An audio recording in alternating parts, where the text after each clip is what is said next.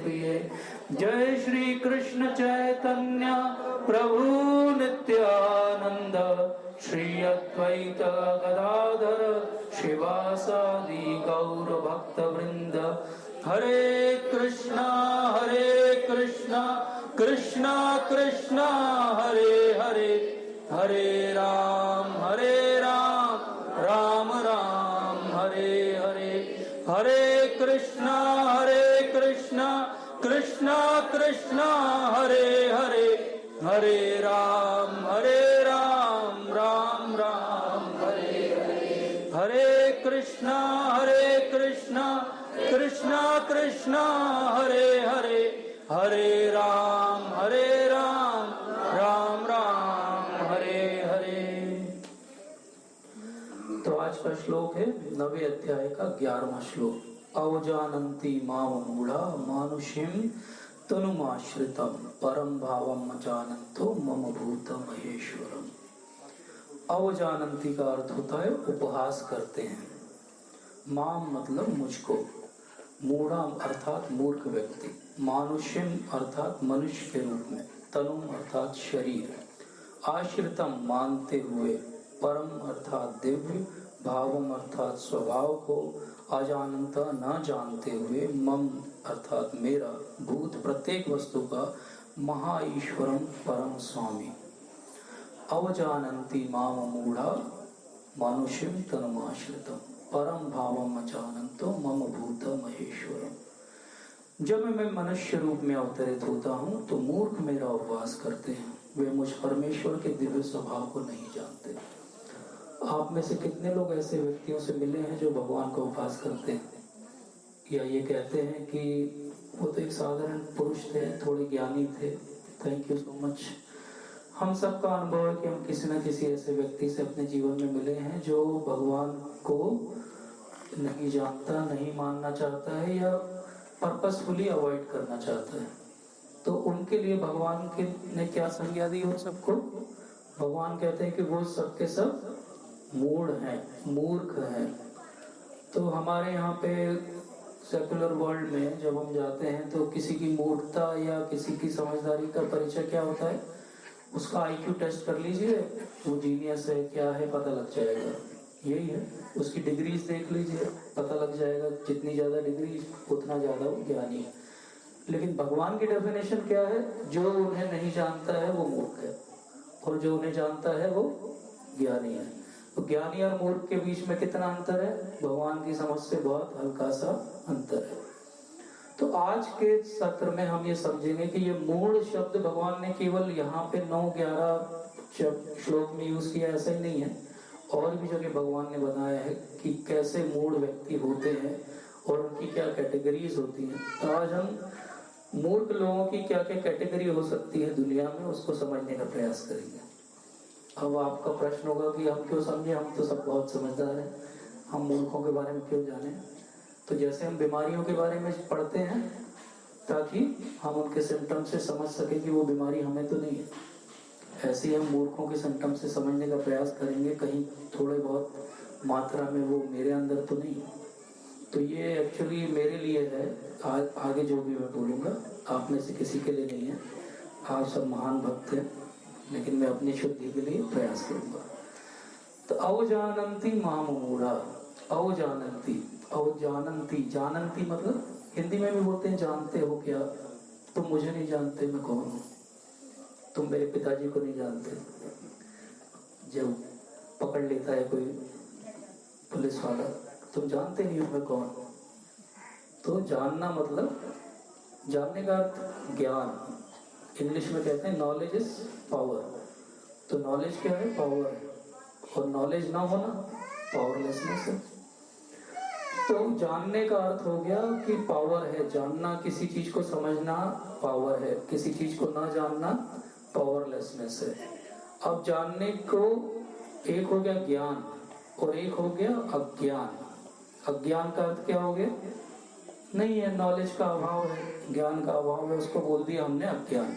तो एक होगा ज्ञान मतलब नॉलेज है प्लस, और एक हो गया माइनस मतलब ज्ञान नहीं है।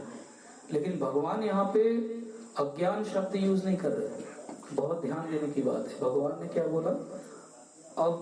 अवजानंती। अवजानंती का अर्थ क्या होता है? अवजानंती का अर्थ तीसरा हो गया कि वो मुझे मिसअंडरस्टूड करते हैं। तो एक हो गया जानना, एक होता है नहीं जानना, और एक होता है मिसअंडरस्टैंड करना। ज्यादा खतरनाक क्या है? ज्यादा खतरनाक अज्ञान नहीं है, क्योंकि जिसके पास अज्ञान है उसको आप ज्ञान दे दो, वो ज्ञानी हो जाएगा। कितनी देर लगेगी? थोड़ी सी देर लगेगी। लेकिन अगर कोई पर्पसफुली ज्ञान होने के बाद भी अगर उसको अवॉइड करता है उस हिसाब से जीवन जीना, तो ये क्या हो गया?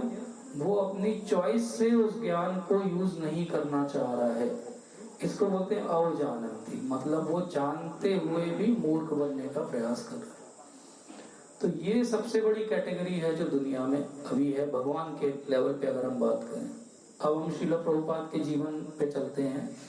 श्रील प्रभुपाद ने 1922 से लगा के 1965 तक बहुत प्रयास किया भारत में कि वो भक्ति का प्रचार कर सके, लेकिन जो भी भगवान की लीला थी वो उतने सफल नहीं हुए।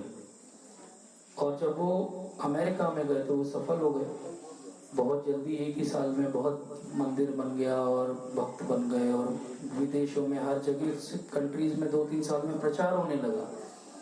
तो कई बार ऐसा लगता है कि ऐसा क्या हुआ, इतने साल यहाँ पे कोई सक्सेस नहीं, वहां पे सडनली इतनी सक्सेस क्यों? उसका कारण यही वाला श्लोक है। भारत में जब वो प्रचार करने का प्रयास कर रहे थे तो सब लोग जो है ये अविजानंती वाली कैटेगरी के लोग थे। उनके पास आप जाके प्रचार करो, ये लीजिए भगवत गीता, बोलेंगे हमारे पास पहले से। अच्छा, भगवान की कृष्णा बुक लीजिए, अरे कृष्ण को तो हम बचपन से सुन रहे हैं, सब कुछ जानते हैं कृष्ण के बारे में, मतलब कोई कमी नहीं है हमारे पास ज्ञान की भगवान के बारे में जानने की। अगर आप उनको कुछ भी बताना चाहोगे भगवान के बारे में तो कहेंगे हाँ, मेरी दादी ने बचपन में जब मैं बहुत छोटा था, मुझे कोई समझ नहीं थी, तब से कहानियां सुनाई है। मैं आपको 2-4 ऐसी भी कहानी सुना सकता हूँ जो आपको भी नहीं आती होगी, है ना? तो ये हम क्यों देखते हैं, ऐसा क्यों होता है? ऐसा इसलिए होता है क्योंकि वो अवजानंती है। वो जानने के बाद भी ना समझ बनने का प्रयास करते हैं या अवॉइड करते हैं उस नॉलेज को। और विदेशों में जब प्रभुपाद गए तो क्या हुआ? विदेशों में जब उन्होंने प्रचार किया तो वहां जो लोग उनको मिले वो कौन से थे? वो लोग थे जो अज्ञानी थे, उनको कुछ भी नहीं पता था। तो उनको जब भगवान का ज्ञान दिया गया तो उन्होंने बहुत जल्दी से उसको ग्रैस्प कर लिया, ऐसे जैसे कि कोई व्यक्ति भूखा हो बहुत दिनों से और उसको अगर आप खाना सामने रख दो तो जो भी आप रखोगे ये विल एक्सेप्ट। तो ऐसे ही एक कहानी आती है कि 2 दोस्त थे और उनकी इच्छा हुई कि हम गिटार सीखेंगे। तो वो गिटार सीखने के लिए एक म्यूजिक टीचर के पास गए। म्यूजिक टीचर के पास जब वो पहुंचे तो म्यूजिक टीचर ने दोनों का पहले इंटरव्यू लिया। तो पहले दोस्त से बात हुई तो उसने बोला कि टीचर ने पूछा आपको क्या आता है? तो उन्होंने बताया कि मुझे तो कुछ नहीं आता है, मुझे सीखना है आपसे। तो ठीक है, बोले आपके इस महीने के 1000 रुपये लगेंगे। अब दूसरे दोस्त से पूछा गया तो उसने बोला मैंने 1-2 महीने गिटार खरीद लिया है, बजा के मैं कुछ किताब पढ़ के मैंने सीखा है तो मुझे आता है। तो बोले तुम्हारे 2500 रुपये लगेंगे। तो ये दूसरा वाला शौक रह गया, बोले मेरे 2500 क्यों लगेंगे, मुझे तो आता है, वो आप उससे केवल 1000 रुपये ले लो। तो टीचर ने बताया कि ये जो तुमने सीखा है ना इसको मुझे बुलाना भी पड़ेगा, उसके बाद मैं तुम्हें सिखा पाऊंगा। तो ये अवजानंती वाली कैटेगरी जो है वो ये है कि हमें तो बहुत आता है भगवान के बारे में, और क्योंकि हमें बहुत आता है तो हमें कुछ भी जानने की इच्छा या जानने का प्रयास करने की कोई हमें रुचि नहीं है। ये सबसे बड़ा कारण है कि भारत में लोग भगवान के बारे में जानने के बाद भी भगवान को फॉलो नहीं कर पाते, केवल जानते हैं, नाम के तौर पे जानते हैं लेकिन फॉलो नहीं करते। और अगर फॉलो करते हुए तो केवल कर्मकांड के लेवल पे करते हैं कि मेरी कुछ इच्छाएं हैं उनकी पूर्ति हो जाए इसलिए मैं भगवान के पास जाता हूँ। तो मेरे जब एग्जाम आते हैं तो सडनली मुझे अपनी बुक से ज़्यादा भगवान की याद आने लगती है। उनको मैं प्रलोभन देता हूँ कि आप मुझे इस एग्जाम में पास कराओ, 10 रुपए का लड्डू आपको ही मिलेगा। जैसे भगवान भिखारी हूँ, उनको 10 रुपए के लड्डू वहाँ लक्ष्मी जी ना देती हूँ इसलिए उनको जरूरत हो। तो बेसिकली क्या हो रहा है, ये गिव एंड टेक, ब्राइवरी का जो सिस्टम है वो भगवान के साथ भी हम करने लगते हैं कि हमारा ये काम कर दो, 1 करोड़ का प्रोजेक्ट हमें दिला दो, 10,000 रुपए आपके उसमें से। तो ये क्या हो गया, ब्राइब दे रहे हो आप भगवान को। ये औजानंती वाली कैटेगरी है जो ये काम करती है। जो अज्ञानी है उसको पता ही नहीं भगवान होते, तो वो कभी ऐसा डीलिंग भगवान के साथ कर ही नहीं सकता। कौन करेगा डीलिंग? जो औजानंती है। इसलिए ये समझना इस श्लोक को बहुत गहराई से आवश्यक है कि हम कभी उस कैटेगरी में ना आ जाए सडनली। तो इसलिए जो औजानंती है, जो अवॉइड कर रहा है भगवान को जानना, उसको हम कैसे समझें कि उसकी क्या क्या कैरेक्टरिस्टिक्स होती है और कैसे वो हमारे अंदर ना आ जाए ताकि हम वैसे ना हो जाए। तो भगवान के बारे में अगर हम भारत में बात करें तो सब जानते हैं कि कृष्ण नामक एक व्यक्ति हैं, भगवान हैं, और हर किसी ने कहीं ना कहीं उनकी कथाएं सुनी है, सब कुछ सुना हुआ है, लेकिन वो डिटेल में कभी डेप्थ में जानते नहीं। ज्यादातर के पास में भगवत गीता है लेकिन वो कभी खोल के उसको पढ़ने का प्रयास भी नहीं करते। अगर वो खोल के पढ़ने का प्रयास करें तो केवल यहाँ पे नहीं, भगवान इसके पहले भी 7 चैप्टर के 7वें श्लोक में बोल चुके हैं कि जिस प्रकार से ये सारे एक माला आप देखते हो मोती की, तो उसमें धागा नहीं दिखाई देता, लेकिन वो पूरी मोती की माला एक धागे पे पिरोई हुई होती है। इसी प्रकार से संसार में जो भी वैभव आप देखते हो वो वैभव भगवान के ऊपर आश्रित है। और भगवान ने 10.8 में भी क्या बोला? अहं सर्वस्य प्रभो मत्तः सर्वं प्रवर्तते इति मत्वा भजन्ते मां मूढ़ा भाव समन्विता। तो अहं सर्वस्य प्रभो, प्रभो का मतलब होता है सोर्स, मैं सब चीजों का सोर्स हूँ। मत्तः सर्वं प्रवर्तते, सब कुछ मेरे ऊपर आश्रित है। इति मत्वा भजन्ते मां, जो इसको समझता है वो क्या करेगा? भगवान की पूजा करेगा। तो हमको भगवान के प्रभाव को समझना पड़ेगा। जब तक हम प्रभाव को नहीं समझेंगे तो हम ये भी नहीं समझेंगे कि भगवान के अभाव से क्या नुकसान होता है जीवन में। तो पहले प्रभाव को समझना पड़ेगा, मतलब उनके तत्व को समझना पड़ेगा। अब इस श्लोक में भगवान कहते हैं कि ज्यादातर लोग क्या करते हैं, वो उनका उपहास करते हैं और कहते हैं कि आप तो एक साधारण इंसान जैसे हो, साधारण मनुष्य हो, आपका शरीर है भौतिक शरीर है, दिव्य शरीर नहीं है। अब क्योंकि वो ऐसा कहते हैं कि वो दिव्य शरीर नहीं है आपका, इसलिए आपके जो भी क्रियाकलाप है वो भी भौतिक है, वो भी दिव्य क्रियाकलाप नहीं है। और क्योंकि आपका एक भौतिक शरीर है तो आपका एक जन्म है और मृत्यु है।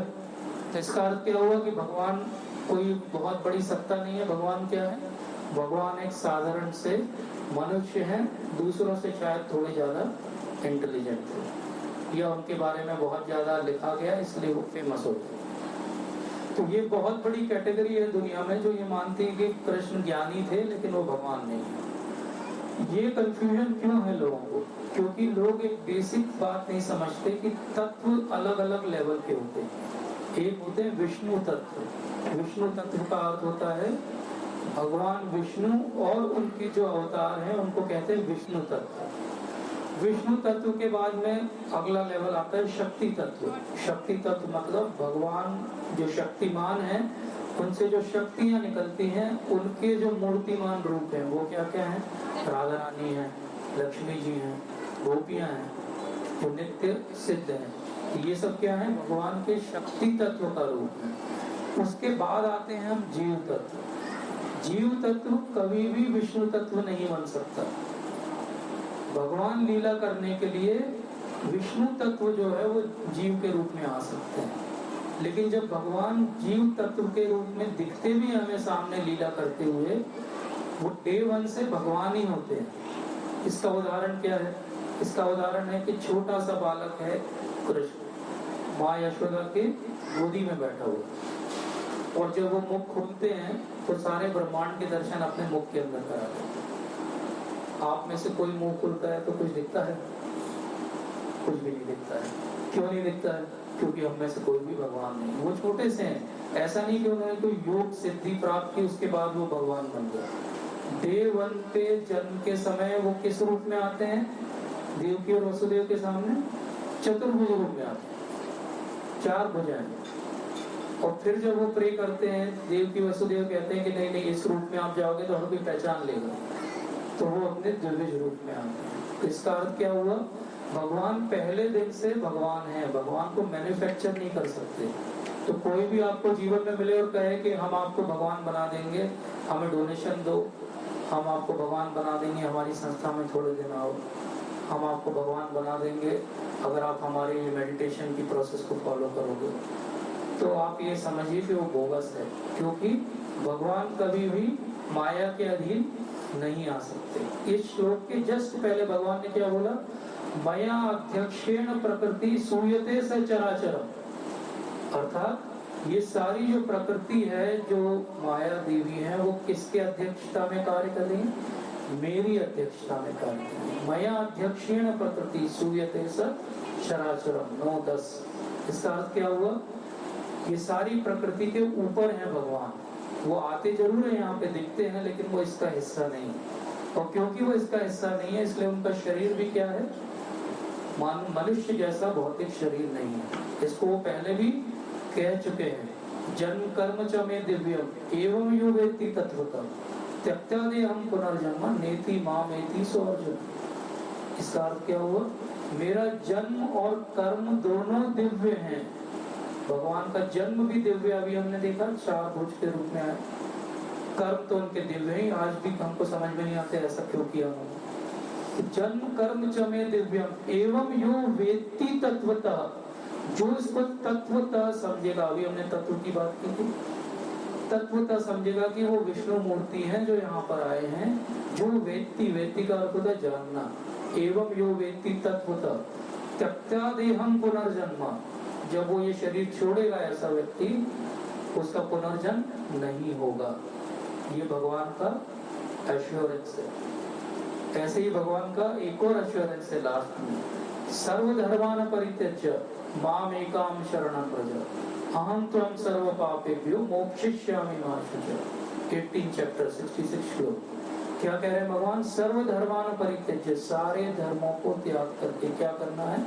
माम एकाम शरणं व्रज, मेरी शरण में आओ। अहं त्वं सर्व पापेभ्यो मोक्षयिष्यामि मा शुचः। तो श्रील प्रभुपाद अपने लेक्चर में कहते हैं कि भगवान कैनवसिंग कर रहे हैं। जैसे चुनाव होता है तो कैनवसिंग करते हैं लोग, हमें वोट देना, हमें वोट देना। तो भगवान कैनवसिंग कर रहे हैं कि ये समझो, सर्वधर्मान् परित्यज्य, कहाँ कहाँ धर्म में फंसे हुए, मेरे शरण में आओ। अगर ऐसा करोगे तो हमें डर लगता है, अगर मैं ऐसा करूंगा तो मैं जिनकी पहले पूजा कर रहा हूँ उनका क्या होगा?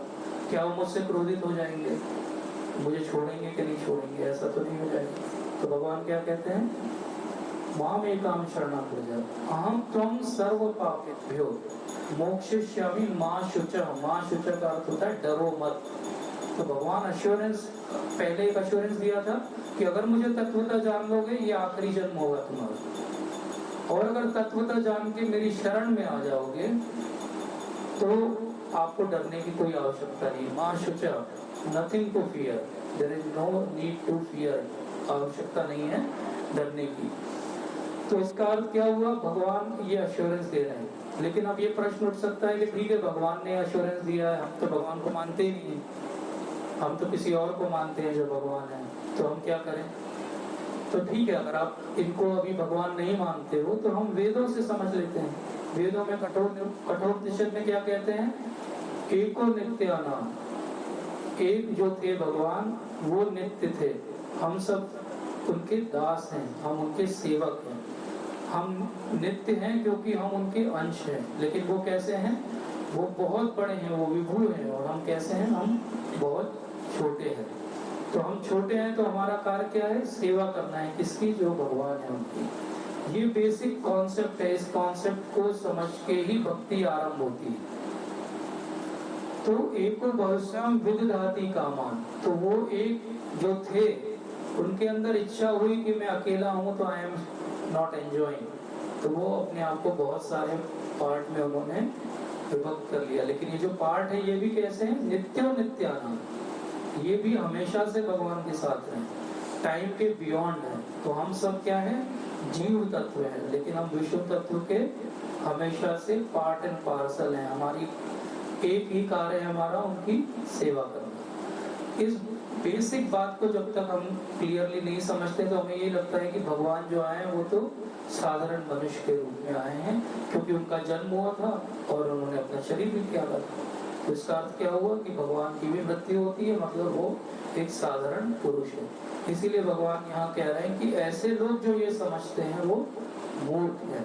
तो मूर्ख व्यक्ति का पहला अंडरस्टैंडिंग क्या गलत है, वो ये मानता है कि भगवान जो है वो आए थे और चले गए, तो वो एक साधारण पुरुष है। अब ठीक है, उसके अगले लेवल पे आते हैं हम, कि हमने मान लिया कि भगवान होते हैं, लेकिन फिर हमने ये माना कि 5000 साल पहले भगवान आए थे और अब तो भगवान चले गए हैं, तो अब तो भगवान नहीं है यहाँ पे। तो ये दूसरा लेवल है मूर्खता का। मूढ़ होने का दूसरा लेवल क्या है, ये समझना कि भगवान अब यहाँ पर नहीं है, भगवान अब केवल अपने धाम में है।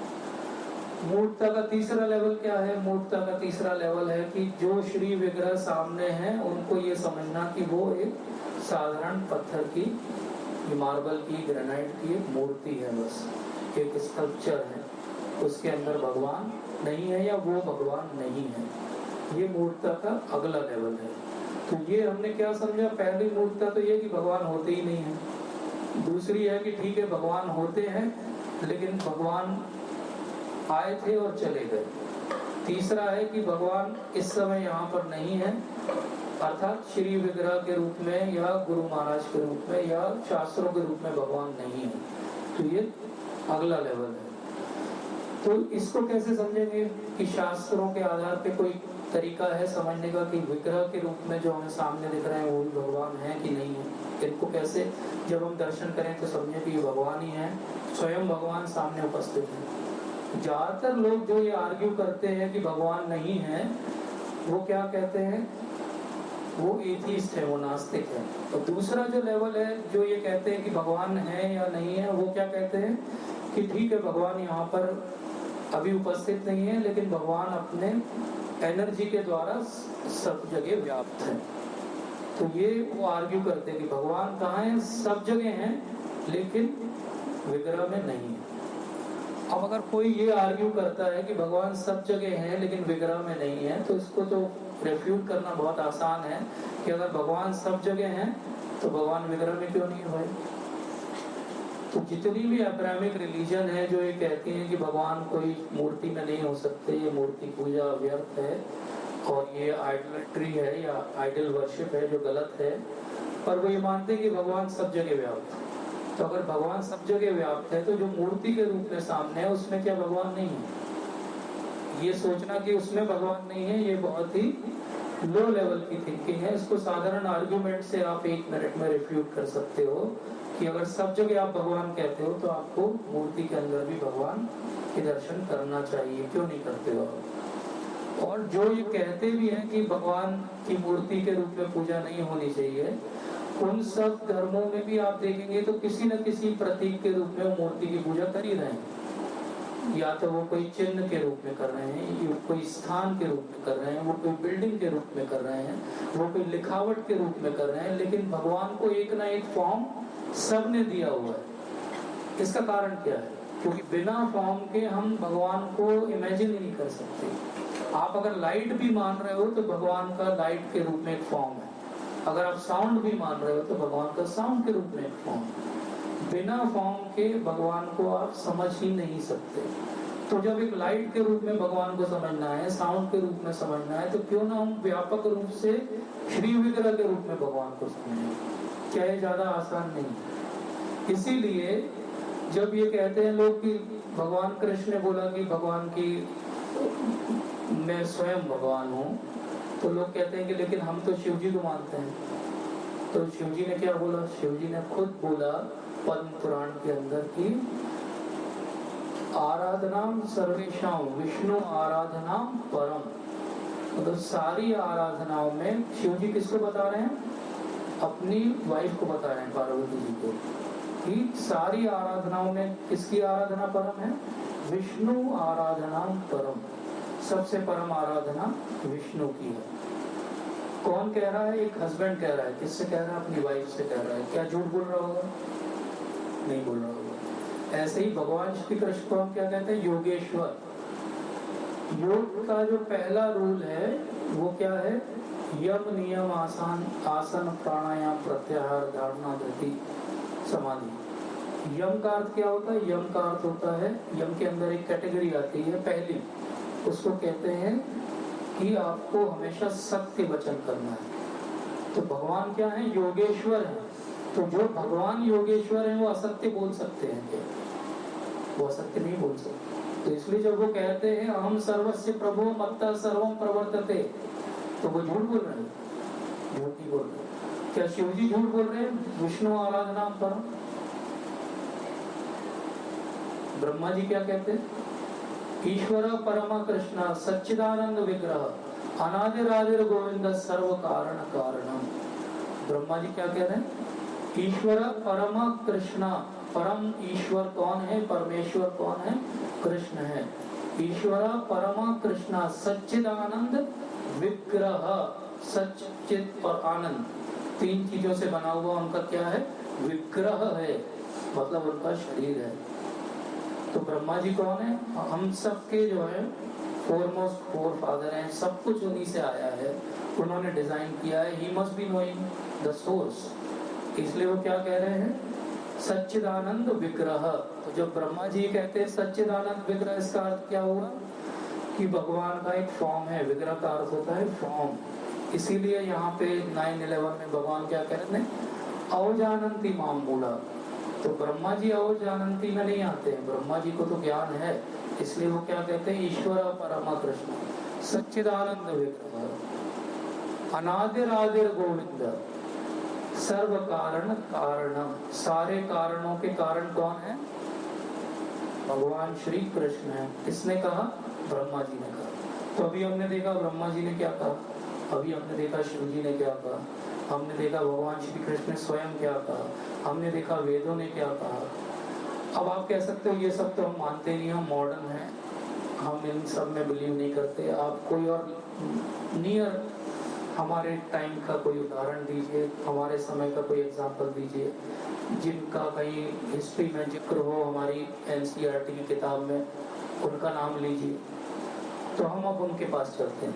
तो हम एविडेंस देख रहे हैं कि कैसे भगवान का एक शरीर है और सर्व कारण कारणम भगवान है।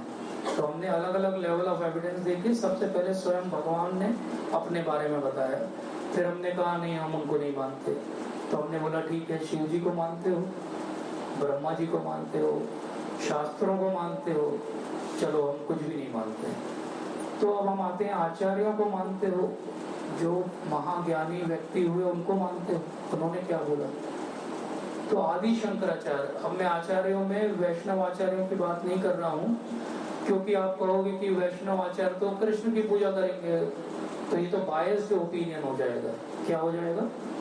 ये तो बायस्ड ओपिनियन हो जाएगा। अच्छा ये क्यों बोल रहे हैं? क्योंकि ये तो हमारे ही आदमी है, हमारा आदमी तो हमारे आदमी को फेवर करेगा। तो हम ऐसे आदमी के पास चलते हैं जिनको लोग कहते हैं कि वो जो है अद्वैतवादी, आदि शंकराचार्य। तो आदि शंकराचार्य क्या कहते हैं? भज गोविंदम भज गोविंदम भज गोविंदम मूढ़मते। तो ये मूढ़मते क्या करो? गोविंदम को भजो, गोविंद को भजो। और अब आचार्यों की श्रृंखला में नीचे आते हैं। तो 500 साल पहले स्वयं भगवान श्री कृष्ण चैतन्य के रूप में भगवान ने अवतार लिया नवद्वीप में, और उन्होंने पूरे भारत में भ्रमण किया और जगन्नाथपुरी में अपनी बहुत सारी लीलाएं की। और वो क्या कहते हैं? कृष्ण भक्त अति चतुर। वो क्या कहते हैं? जो कृष्ण की भक्ति करता है वो अति चतुर है। ये अति चतुर मतलब क्या हुआ? यहाँ पे भगवान कह रहे हैं जो मेरी भक्ति नहीं करता वो मूर्ख है। इसी का दूसरा वर्जन चैतन्य महाप्रभु ने करोलरी बोला, जैसे हम मैथमेटिक्स में देखते हैं एक सेंटेंस, उसी की करोलरी क्या है? इन्होंने बोला वो मूर्ख है जो मुझे विग्रह के रूप में नहीं पूछता है, उन्होंने बोला जो विग्रह के रूप में पूछता है वो चतुर है।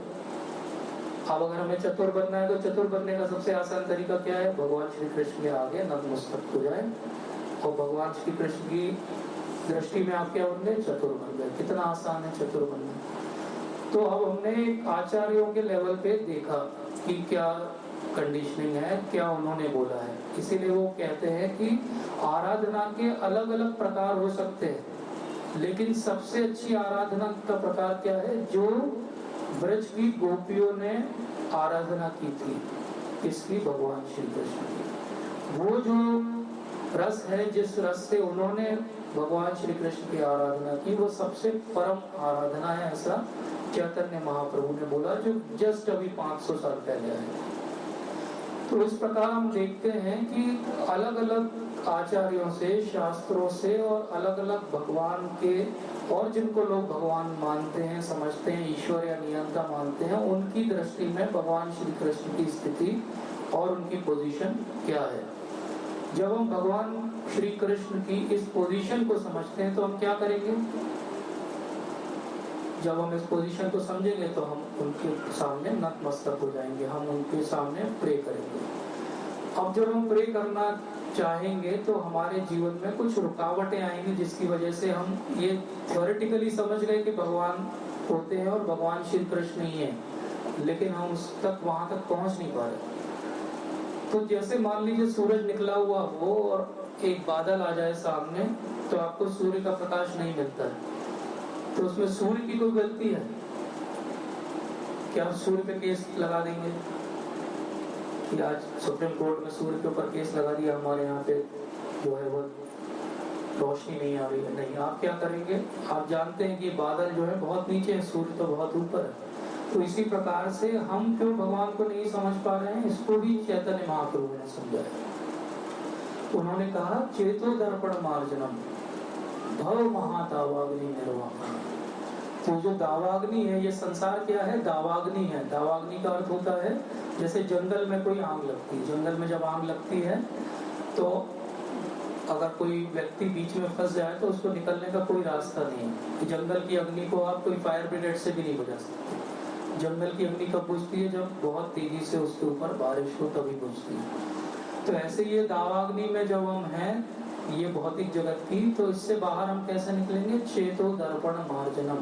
हमारा जो चित्त है उसको हमें क्लीन करना पड़ेगा। जब हम चित्त को साफ करेंगे तब हमें अपनी जो वस्तुतः हमारी स्वभाव और छवि है वो हमें दिखाई देगी। जैसे कोई मिरर के सामने आप खड़े हो जाओ और उसमें बहुत सारा डस्ट और फॉग लगा हुआ हो, या आप कभी ठंडी में ड्राइव कर रहे हो और आपकी विंडशील्ड के सामने बहुत सारा फॉग आ जाए, तो क्या आपको दिखता है?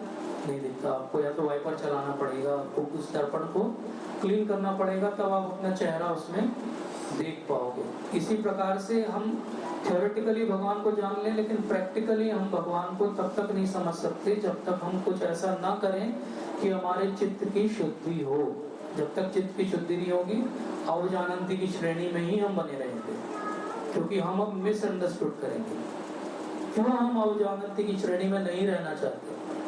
क्योंकि जब आप मिसअंडरस्टैंड करते हो किसी चीज को तो आप गलती करते हो, और भगवान के लेवल पे उस गलती को हम कहते हैं अपराध।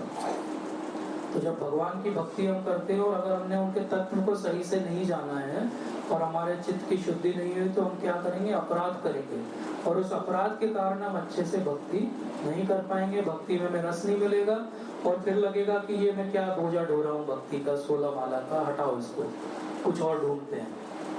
तो ये क्यों हो रहा है? मैंने उदाहरण दिया, सूर्य है लेकिन क्लाउड है। भक्ति की शक्ति बहुत है, लेकिन हमारे अनर्थों की शक्ति भी अभी बहुत है, और वो अनर्थ हमें भक्ति का वो आनंद लेने नहीं दे रहे हैं। तो भक्ति के लिए क्या करना पड़ेगा? सेवान्मुखी है जिह्वा दो। चैतन्य चरितामृत के अंदर भगवान कहते हैं मध्य लीला में, सेवान्मुखी है जिह्वा दो। इसका अर्थ क्या हुआ? जीव को हमें सेवा में लगाना पड़ेगा। सबसे बड़ा जो अनर्थ है वो क्या है? टंग है, हमारी जीव है, क्योंकि ये एक ऐसी इंद्रिय जिससे 2 काम, बोलना और बहुत टेस्टी फूड खाना, और यहीं से सारे अनर्थों का जन्म होता है। जब हम बोलते हैं, प्रजल्प करते हैं, यहाँ से हमारे सारे अनर्थों का जन्म होता है। तो जब हम जान लेते हैं कि भगवान सबसे महान है, हम भगवान के भक्तों की संग में रहना चाहते हैं, तो हम भगवान के भक्तों का संग भी करने लगते हैं। लेकिन फिर क्या होता है? हमारी जिह्वा जो है वो क्लाउड बना देती है सामने। हम भगवान की भक्तों का संग कर रहे हैं, लेकिन भगवान के भक्तों के विरोध में हम कुछ बोलने लगते हैं, हमें उनकी कुछ गलतियां दिखने लगती हैं, उनके प्रति हम वैमनस्य रखने लगते हैं, ईर्ष्या करने लगते हैं, और उसके बाद क्या होता है? हमारे अनर्थ बढ़ते जाते हैं। ये जो अपराध है हमारे, ये बढ़ते जाते हैं, और इस वजह से हमें कभी भी भक्ति में फिर वो टेस्ट नहीं आता जो आना चाहिए। तो हम संग कर रहे हैं लेकिन हमें कोई टेस्ट नहीं आ रहा, हम नाम ले रहे हैं लेकिन हमें कोई टेस्ट नहीं आ रहा। जब टेस्टलेस हो जाती है कोई चीज तो आप कितनी देर करोगे, थोड़े दिन के बाद वो छूट जाती है। तो जो क्लाउड है हमारा, जो सूर्य के सामने आ गया है बादल, ये हमें हमारा जो वस्तुत्व, हमारा स्वभाव है उसको पहचानने ही नहीं देता है। और हम तब भी जानने के बाद भी अवजानंती की श्रेणी में ही पड़े रहते हैं। तो इसलिए हमें भक्तों की सेवा करनी पड़ेगी। जब हम भक्तों की सेवा, भगवान की सेवा करेंगे, सेवान्मुखी है जिह्वा, तब एक्चुअली हम भगवान को रियलाइज कर पाएंगे। अगर हम सोचेंगे कि बिना सेवा किए हम भगवान को रियलाइज कर सकते हैं, तो हम भगवान को कभी भी साक्षात्कार उनका नहीं कर पाएंगे, चाहे हम हजारों जन्मों तक भगवान के नाम का भी जप क्यों न करते रहें। और अगर हम सिंपल है सेवा करने लगेंगे तो हमें सारे अनर्थ हमारे स्वयं ही नाश हो जाएंगे। तो हम कैसे सेवा कर सकते हैं? भगवान का नाम लेना भी भगवान की एक सेवा है, भक्तों का संग करना भी एक सेवा है, भगवान के किसी कार्य में हमारे यथाशक्ति सहायता करना भी भगवान की सेवा है। किसी भक्त को हम कष्ट में देखें तो उसकी हेल्प करना भी सेवा है। और केवल भक्तों को क्यों, किसी जीवात्मा को कष्ट में देखें तो भी सेवा करना है। क्योंकि वैष्णव जन तो तेने कहिए जो पीर पर आई जाते हैं। जो दूसरों की पीर को जानता है, परेशानी को जानता है, उसको वैष्णव कहते हैं। जीव दया नाम रुचि ये बहुत बड़े आधार हैं भक्ति के।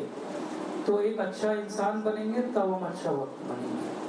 हम कितना तिलक कंठी से पूरा गला ढक लें हमारा, और बहुत झोली माला, बहुत मोटी वाली माला खरीद लाए हम वृंदावन से, गला जो हमारा दुखने लगे उसको टांग के घूमने में, 5-6 सफेद वाले धोती कुर्ता खरीद लें, मतलब अच्छा इन्वेस्टमेंट कर दें। लेकिन ये सब क्या है?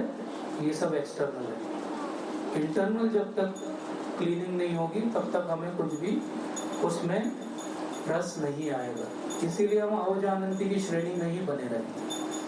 तो अवजानंती की पहली श्रेणी क्या थी कि वो भगवान को साधारण भौतिक मनुष्य मानते हैं। अवजानंती की दूसरी श्रेणी क्या थी कि वो भगवान को तो मानते हैं लेकिन ये मानते हैं कि अभी भगवान नहीं है। अवजानंती की तीसरी श्रेणी क्या थी कि वो ये मानते हैं कि भगवान के विग्रह में भगवान नहीं होते। लेकिन अवजानंती की एक अगली श्रेणी भी है जिसको समझना हम सबके लिए बहुत आवश्यक है। अब हम यहाँ पे इस कमरे में आते हैं भगवान के दर्शन करने के लिए और हमको सामने भगवान दिखते हैं, तो हो सकता है ये हम 4 कैटेगरी को पार कर चुके हो। तो हम जब सामने देखें तो हमें भगवान दिखने लगे, लेकिन सामने हमें भगवान दिखे लेकिन उनको देखने के लिए हम धक्का मुक्की करके आगे आ जाएं और हमें भक्त ना दिखाई दें, ये अवजानंती की सबसे खराब श्रेणी है। ये ऐसा हो गया कि मुंह तक आ गया लेकिन पेट में नहीं गया। मतलब आप भक्ति में यहाँ तक पहुंच गए कि आपको श्री विग्रह में भगवान के दर्शन होने लगे, लेकिन भक्तों में अभी भी आपको भगवान के दर्शन अगर नहीं होते हैं तो ये कनिष्ठ अधिकारी के लक्षण है। तो हमें अगर उत्तम अधिकारी और मध्यम अधिकारी अच्छा भक्त बनना है तो हमें भक्तों में भी भगवान के दर्शन करने पड़ेंगे, हमें शास्त्रों में भी भगवान के दर्शन करने पड़ेंगे, हमें गुरु महाराज में भी भगवान के दर्शन करने पड़ेंगे। हमें ये ध्यान रखना पड़ेगा कि जो मेरे आराध्य देव श्री विग्रह है वो हर एक के हृदय में परमात्मा के रूप में विराजित है।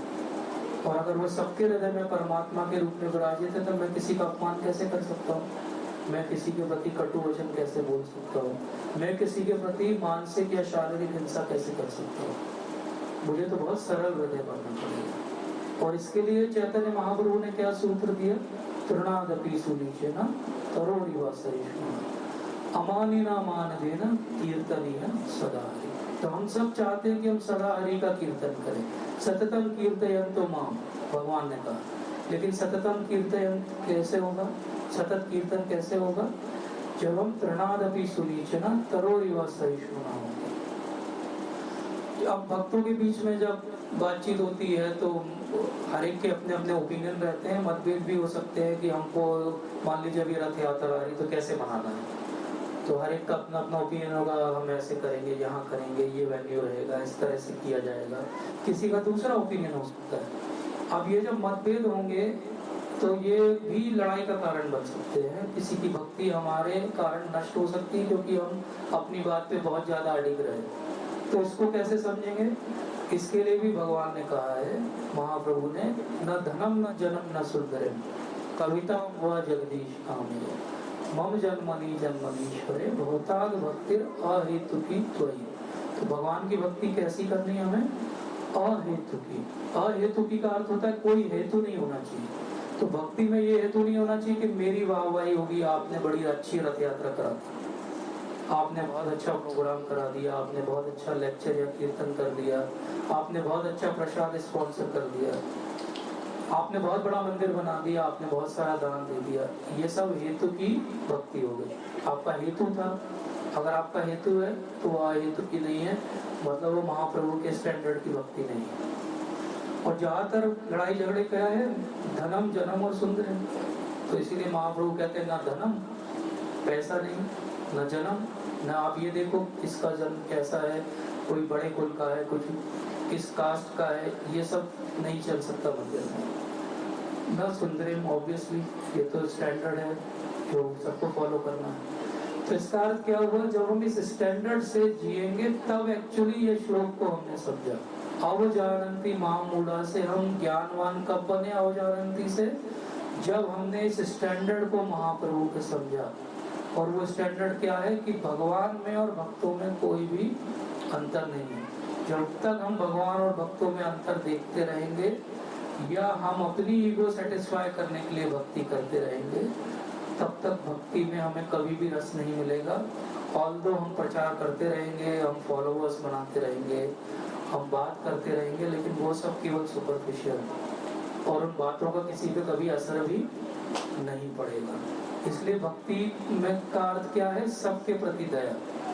तो एक बार नारद मुनि एक जंगल से गुजर रहे थे, तो उन्होंने देखा कि अधमरे वहां पे पशु पड़े हुए हैं जो तड़प रहे हैं। तो नारद मुनि महान भक्त हैं भगवान के, उनको लगा कि क्यों तड़प रहे हैं सब, तो उनको दया आई। तो वो ढूंढते ढूंढते पहुंचे तो एक बहेलिया था, एक जो है शिकारी था, वो क्या कर रहा था? वो आधा मारता था, अधमरा करके छोड़ देता। तो उन्होंने पूछा ये अधमरा करके क्यों छोड़ देते हो? तो बोले ये तो मेरा काम है, मेरे पिताजी ने ऐसे ही सिखाया, इसलिए मैं ऐसे ही करता हूँ, अधमरा छोड़ देता हूँ। ये तड़पते हैं तो मुझे अच्छा लगता है, दिस इज माई हॉबी। बोले कोई तड़पते हुए मरे तो I feel good about it, torture देके मुझे अच्छा लगता है। कुछ लोग भी होते हैं ऐसे जो लोगों को टॉर्चर करने में पसंद करते हैं। हम में से किसी का बॉस हो सकता है, ऐसा हो सकता है, घर में कोई हो, but that is beside the point. Point इसकी कोई शिकारी जो है वो ऐसा शिकार कर रहा है कि अधमरा छोड़ देता है, तो नारद मुनि कहते हैं कि पूरा मार दो कम से कम। बोले क्यों? अधमरा छोड़ूंगा तो क्या हो गया? बोले ये तड़पते हैं, इसका पाप तुमको लगेगा। तो उसने जीवन में पहली बार ये शब्द सुना, पाप। बोले व्हाट इज दिस पाप? ये क्या होता है? पाप क्या होता है? बोले पाप ये होता है आप जो गलत करते हो उसका आपको दुष्परिणाम होगा। अच्छा ऐसा भी होता है? तो बोले लेकिन मैंने तो यही काम सीखा, अब मैं क्या करूं? तो नारद मुनि बोलते अच्छा तुम ये काम छोड़ दो, तुम वो नदी है उसके किनारे पे बैठ जाओ और भगवान का नाम लो और तुम्हारे सब व्यवस्था मैं करूंगा और वो मेरी जिम्मेदारी। अब नारद मुनि तो बोल के चले गए। अब भगवान ने सुना ऊपर कि अब ये क्या बोल दिया, मेरे भक्त ने क्या प्रॉमिस कर दिया। तो भगवान ने कहा है ना मैं भक्ता प्रणश्यति, मेरे भक्त का कभी विनाश नहीं हो सकता। नारद मुनि ने बोला करना पड़ेगा। तो वो किनारे पे बैठ गया, भक्ति करने लगा। गांव में सबको पता लग गया, पता नहीं कौन से गुरु महाराज आए थे, वो क्या 1 मिनट में बोल के गए हैं। तो ये जो अधमरा छोड़ देता था ये सब कुछ छोड़ के आजकल भक्ति में लग गया, लोग उसके दर्शन करने आने लगे। अब एक ट्रेडिशन था पहले, अब खत्म हो गया है कि जब भी कोई भक्त के दर्शन करने जाओ तो कोई गिफ्ट लेके जाते थे। तो उसके यहाँ तो भर गया, फ्रूट्स का ढेर लग गया, ग्रेप्स का ढेर लग गया, खाने की कोई कमी नहीं। तो बहुत समय ऐसा बीत गया। उसके बाद नारद मुनि के एक फ्रेंड है, उनका नाम है पर्वत मुनि। तो ये दोनों फ्रेंड्स घूम रहे थे, तो उन्होंने बोला चलो चलो ये इस एरिया में मेरा एक शिष्य रहता है, उससे मिल के आते हैं। तो ये पर्वत मुनि और नारद मुनि दोनों मिलने के लिए गए। तो दूर से वो उसने देख लिया, अरे मेरे गुरु महाराज आए, गुरु महाराज आए। लेकिन वो इनके पास आ रहा था तो अजीब सा जंप करते हुए आ रहा था। तो पर्वत मुनि ने पूछा इसको कोई ऑर्थोपेडिक प्रॉब्लम है क्या, ऐसा क्यों चल रहा है, सीधा सीधा क्यों नहीं चल रहा है? तो पास में आकर पूछा कुछ पैर वैर में आपको तकलीफ है, सीधा क्यों नहीं चल पा रहे आप? तो उन्होंने बोला अरे वो नीचे चींटियां थी और मैं नहीं चाह रहा था कि एक भी चींटी के ऊपर पैर रखूं। तो नारद मुनि ये दिखा रहे हैं कि ये भक्ति का ट्रांसफॉर्मेशन। एक व्यक्ति जो अधमरा छोड़ के टॉर्चर में ही यूज्ड टू फाइंड प्लेजर, वो एक छोटी चींटी को भी अब मारना नहीं चाहता। अब फिर लगेगा कि अरे फिर आपने एक शास्त्र की कहानी सुना दी, इसका क्या औचित्य आज के जमाने में। तो पीटर ब्रोवाश करके प्रभुपाद के शिष्य हैं, उन्होंने ये कहानी सुनी और भक्तों के बारे में सुना और वो फॉलो भी कर रहे थे। वो टेनिस के बहुत बड़े चैंपियन थे और टेनिस कोर्ट में ही वाज वन, अभी भी बहुत बड़े वो कोच हैं। मेन उनका मैच हो रहा था उनकी लाइफ का, और कोर्ट पे, क्ले कोर्ट पे चींटियां थी और इसलिए उन्होंने एक सर्व नहीं किया और वो हार गए। उनके कोच ने उनसे पूछा कि आपका ये सबसे इम्पोर्टेंट मैच था जीवन का, आपको खेल लेना था। बोले नीचे चींटियां थी, मैं एक भी चींटी को नहीं मार सकता। तो क्या हमारे अंदर इतनी सेंसिटिविटी है? अगर हमारे अंदर इतनी सेंसिटिविटी है तब हम अवजानंती की श्रेणी में नहीं आते। अदरवाइज भगवान ने टिक करके अभी हमारे नाम के सामने, तो मैं अपनी बात कर रहा हूँ, मेरे नाम के सामने अवजानंती ही लिखा हुआ है। इसलिए भगवान परम नियंता है, ये हमने देख लिया हर एंगल से, हर तरह से। शास्त्र से देख लिया, बड़े बड़े लोगों ने क्या बोला उससे देख लिया, हमने उदाहरणों से देख लिया, हमने जो अभी आचार गण आए हैं उनके लेवल पे देख लिया। तो भगवान के शरीर को भौतिक शरीर मानना क्या है? एक बहुत बड़ी मिस्टेक है, बहुत बड़ी गलती है, और इससे हमको बाहर निकलना चाहिए। भगवान के श्री विग्रह को साधारण पत्थर की मूर्ति समझना, ये भी बहुत बड़ी गलती है। पर ये दोनों हमारे जो अज्ञान है, ये कैसे दूर होंगे? जब हम सेवा करेंगे, जब हम भगवान की और भक्तों की शरण में आएंगे, गुरु की शरण में आएंगे, तब ये हमारे नष्ट होंगे। तो इसी प्रकार से एक बहुत सुंदर विग्रह है जगन्नाथ जी के। आप में से कौन कौन जगन्नाथपुरी गया है? थैंक यू सो मच, बहुत अच्छा। आप में से जो जो नहीं गए हैं, कृपया जल्दी से प्लान बनाइए और जगन्नाथ जी के बहुत सुंदर विग्रह हैं, उनके दर्शन करके आइए। अब एक नॉर्मल व्यक्ति से अगर हम बोलेंगे कि जगन्नाथ जी के विग्रह बहुत सुंदर है, तो बोलेगा क्या सुंदर है भैया? न पैर है, ना हाथ पूरे बने हुए हैं, न सिर है, न धड़ है, अजीब सा है, कैसा लगता है जैसे कोई एनिमेशन का कैरेक्टर हो। तो ये क्या है? ये भगवान है तुम्हारे? ये कैसे भगवान है? तो इसको कैसे हम समझें कि ये जब विग्रह के रूप में, जगन्नाथ जी के रूप में भी जब हम दर्शन करें तो वो सच में भगवान हैं, और भगवान ही है वो, भगवान उनके अंदर नहीं है, भगवान ही है वो। कैसे इसको जान सकते हैं? तो एक बहुत महान भक्त हुए भगवान के। कैसे हुए? उनका जन्म हुआ मुस्लिम परिवार। जो मुस्लिम परिवार में हुआ उनका जन्म कैसे हुआ? क्योंकि वो एक मुस्लिम सेनापति थे और उन्होंने एक ब्राह्मण विधवा स्त्री थी और उससे विवाह कर लिया, और उनका जो पुत्र हुआ नेचुरली वो मुस्लिम हुआ। लेकिन ये जो स्त्री थी, उनकी जो माता थी, वो जगन्नाथ जी की बहुत बड़ी भक्त थी, वो जगन्नाथ जी की बहुत अच्छी सेवा करती थी। अब ये लड़का जब बड़ा हुआ तो अपने पिता के साथ ये भी युद्ध में जाने लगा, लड़ने लगा। एक ऐसा घनघोर युद्ध हुआ कि उनके पिता की मृत्यु हो गई और ये भी बहुत सीवियरली वुंडेड हो गए, बहुत ज्यादा इनको चोट लगी और मरणासन हो गए। इनकी माता ने इनको सामने रख के जगन्नाथ जी की पूजा की और उनको बोला कि हे जगन्नाथ जी, आप इनको स्वस्थ कर दीजिए। और चमत्कार हो गया और स्वस्थ हो गए। जब स्वस्थ हो गए तो इनके मन में आया कि अरे ये मैं कैसे स्वस्थ हुआ, ये तो जगन्नाथ जी की कृपा से हुआ। तो उन्होंने सोचा कि मैं अपना पूरा जीवन अब जगन्नाथ जी को समर्पित कर देगा। तो ये जगन्नाथपुरी में जहाँ पे रथ यात्रा निकलती है, वहाँ पे दूरी पे बड़दन में कुटी बना के रहने लगे। और जब पहले दिन आए जगन्नाथपुरी तो उन्होंने सोचा अंदर दर्शन करके आते हैं, लेकिन गेट पे उनको रोक दिया गया। क्यों रोक दिया गया? बोले आप मुस्लिम हो, आप अंदर नहीं जा सकते। तो इन्होंने वहीं से चक्कर के दर्शन किए, पतित पावन के दूर से दर्शन किए और वहीं पे कुटिया में रहने लगे। बीच बीच में वृंदावन जाया करते थे, रथ यात्रा के समय जगन्नाथपुरी आ जाते। तो एक बार ऐसा हुआ कि ये हर बार रथ यात्रा में पहुंच जाते थे, लेकिन एक बार वृंदावन से निकले, लेकिन रास्ते में बहुत ज्यादा बीमार हो गए और उनको रुकना पड़ा। और जो उनका शेड्यूल था, इनको समझ में आ गया कि रथ यात्रा वाले दिन मैं नहीं पहुंच पाऊंगा।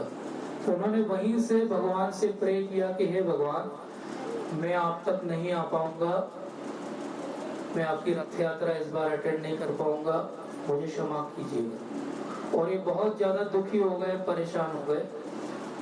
भगवान ने उनकी पुकार को सुना और ऐसा हुआ कि रथ यात्रा वहां से आरंभ तो हुई, लेकिन इनकी जो कुटिया बनी हुई थी वहां पे आने के बाद रथ ने हिलने से मना कर दिया। जो उस समय राजा थे उन्होंने बड़े बड़े हाथियों को बुला लिया, बड़े बड़े जो ताकतवर पहलवान लोग थे उनको बुला लिया, धक्का दिया गया, सब कुछ किया गया, लेकिन 7 दिन तक रथ वहां से टस से मस नहीं हुआ, हिला नहीं। और इस बीच ये ठीक हुए, ये वहां पर आए। इनको हर कोई जानने लगा था क्योंकि मुस्लिम थे और भगवान की भक्ति कर रहे थे, तो हर कोई इनको एक अलग नजर से देखता था। ऑल्दो रिचुअल्स और धर्म के आधार पे उनको अंदर प्रवेश नहीं था, लेकिन हर कोई इनको रिस्पेक्ट करता था। तो ये जब आए और इन्होंने रस्सी को हाथ लगाया और खींचा तो रथ फिर से चलने लगा। तो ये भगवान का रेसिप्रोकेशन है। आप जैसा भगवान के साथ बिहेव करोगे वैसा वो आपके साथ रेसिप्रोकेट करेंगे। इसीलिए भगवान ने कहा अवजानन्ति माम मूढ़ा, आप मूर्ख जैसा बिहेव करोगे भगवान आपके सामने से अंतर ध्यान हो जाएंगे। स्वयं भगवान दुर्योधन के सामने खड़े हुए हैं, अपना अर्ध विराट रूप दिखा रहे हैं, दुर्योधन क्या कर रहा है, मूर्ख की भांति उनको पकड़ने का प्रयास कर रहा है। तो भगवान आज हमारे सामने भी आ जाए तो हम उनको नहीं पहचान पाएंगे। भगवान को हम कब पहचान पाएंगे, जब गुरु महाराज की कृपा होगी, जब भगवान की कृपा होगी। तो हम केवल यही याचना कर सकते हैं, हो सकता है यहाँ भगवान बैठे हों, यहाँ तो बैठे ही हैं, यहाँ भी आप सबके हृदय में बैठे हैं, लेकिन हम क्या पहचान पा रहे हैं, हम क्या हर किसी को उस दृष्टि से देख पा रहे हैं। जब तक हम उस दृष्टि से नहीं देख पा रहे हैं, भगवान कहते हैं ये यथा माम प्रपद्यन्ते ताम सदैव भजामि, आप जैसा मेरे साथ करोगे मैं वैसा आपके साथ करूंगा। आप मुझे मूर्ख समझोगे, मेरी नजर में आप सबसे बड़े मूर्ख। आप मुझे भगवान समझोगे, मैं आपके लिए सब कुछ अपना जो है वो छोड़ के आ जाऊंगा।